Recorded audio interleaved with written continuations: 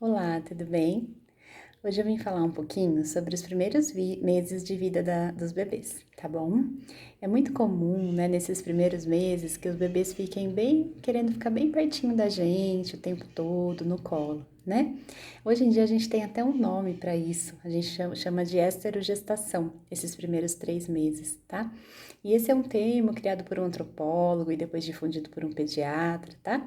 Que quer dizer o quê? Que para o bebezinho é como se ele ainda estivesse dentro da nossa barriga, como se a gestação do bebezinho, né, do ser humano, continuasse por mais 3 meses, tá? Então ele ainda está entendendo como funciona o mundo aqui fora. E por isso que é muito comum que eles queiram ficar muito perto da gente, muito próximos da gente, o tempo todo querendo colo, o tempo todo querendo mamar, tá? Porque isso traz conforto, isso faz com que ele se lembre ali de dentro do útero, tá bom? Muito comum isso acontecer. E eu tenho uma dúvida muito assim comum no consultório que surgem, várias dúvidas na verdade, né? E uma delas é ruim eu ficar dando colo para ele o tempo todo, né? Na verdade, não. Hoje em dia a gente percebe que quanto mais colo a gente dá, melhor é para o bebê, tá? Porque nessa fase, nesses primeiros 3 meses, o que ele precisa é dessa segurança, de saber que realmente tem alguém ali que vai atender as necessidades dele. E nesse momento, a necessidade dele é de colo, de carinho, né? De mamar, de alguém que cuide dele, tá? Então não precisa ficar preocupado de que o bebê vai ficar mimado porque eu dou colo o tempo todo. Na verdade, os estudos dizem que quando a gente dá mais colo, mais pra frente esse bebê vai conseguir se sentir mais seguro para se soltar, vamos pensar assim, dos pais, tá? Porque ele sabe que ele tem com quem contar, né? Com que ele tem para onde voltar, tá? Outra dúvida que surge bastante sobre esses meses, né? Essa coisa do colo, é que será que só a mãe pode fazer isso, né? Porque as mães tendem a ficar muito cansadas nesse começo, e eu passei por isso também. A gente amamenta, a gente troca, a gente dá banho, a gente cuida, né? O tempo todo. E aí surge aquela dúvida, às vezes as mães falam assim, nossa, mas eu até quero, meu marido até quer ajudar, o pai até quer ajudar, mas quando ele pega no colo o bebê chora, quando ele pega no colo o bebê que me quer, né?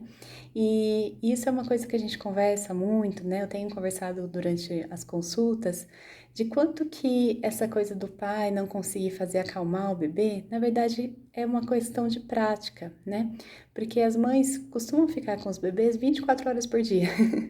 Então, nenhuma mãe nasce sabendo, né? Então, quando o bebezinho nasce, a gente, como mãe, também não sabe como fazer ele parar de chorar, né? Como fazer o bebezinho se acalmar, qual a posição correta que a gente vai pegar no colo, que ele gosta mais, que ele gosta menos, né? A gente vai adquirindo conforme vai passando o tempo. Por isso até que o primeiro mês costuma ser mais difícil. A gente ainda tá se conhecendo, tá conhecendo o bebê tá conhecendo a gente, né? É uma pessoinha nova que chegou com os gostos diferentes da gente, né? Então a gente está conhecendo ainda essa pessoinha. E muitas vezes acontece de que a mãe fica muito tempo, então ela vai aprendendo sem perceber, devagarzinho, detalhes que ela não consegue nem explicar para o pai, para a avó, para o vô, o que que ela faz para acalmar aquele bebezinho, porque é muita prática, é o tempo todo em cima, né?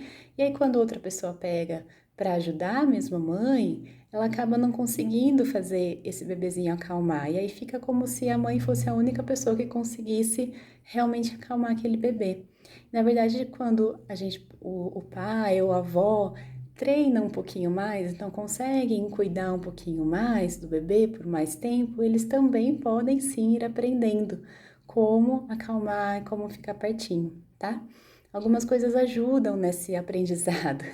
Então, desde o começo, deixar a gente mãe, né, que é muito difícil isso no começo, mas a gente deixar que o pai, ou que a avó, que o vô, que o familiar, né, troque o bebê, tome banho junto com o bebê, né? Aquele banho no chuveiro é super relaxante, costuma fazer um bom vínculo também. Deixar que o pai cuide da mãe também, né? Então, às vezes a gente tende a querer fazer dar conta de tudo, não dá certo. Então, também pode ajudar a essa formação do vínculo, tá bom? Usar aqueles slings, então aquelas faixas, né? O canguruzinho, também desde pequenininho dá para usar. É uma forma do bebê se sentir acolhido com uma outra pessoa também. Ele fica ali ouvindo o coração do pai, o coração da avó, do vô, né? De quem tá perto, de uma tia, pode ser. Meu marido dizia que quando ele colocava o Arthur no sling era como se ele tivesse grávido, vamos pensar assim, né? Porque o Arthur ficava bem juntinho ali, conseguia ouvir o coração dele, se acalmava e costumava também dormir, tá? Então eu acho super legal essa ideia do sling, tá bom? E essa coisa do treino, né? Então de ir colocando esses cuidados no dia a dia. É claro que tem coisas que só a mãe consegue fazer, né? Amamentar, para quem amamenta é só a mãe que consegue, né? Mas em alguns momentos do dia a gente pode distribuir esse cuidado para que a mãe tenha também um período de conseguir relaxar um pouquinho, conseguir se cuidar, para conseguir cuidar melhor do bebê, né? E o pai vai desenvolvendo esse aprendizado, né? Esse cuidado do que fazer, de como pegar, de como fazer esse bebezinho se acalmar, tá bom? Então, eu vim aqui para falar para vocês essa questão da estrogestação, né? E de como as outras pessoas podem também fazer parte dessa gestação fora do nosso útero, né? Não é só a mãe que tem essa responsabilidade e esse direito, tá bom?